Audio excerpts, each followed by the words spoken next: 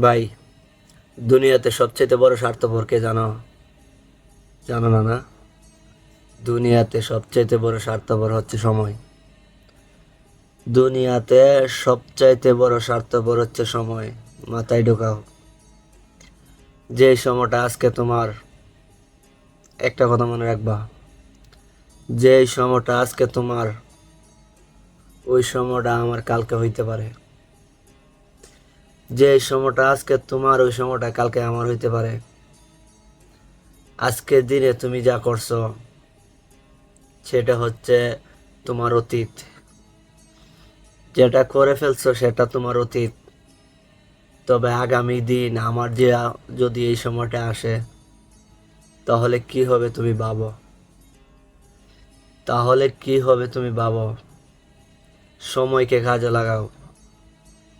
সময় হচ্ছে দুনিয়ার সবচেয়ে বড় স্বার্থপর। তুমি সময়ের পিছু দৌড়াইও না। তুমি নিজেকে এমনভাবে তৈরি করো সময় যেন তোমার পেছনে দৌড়ায়।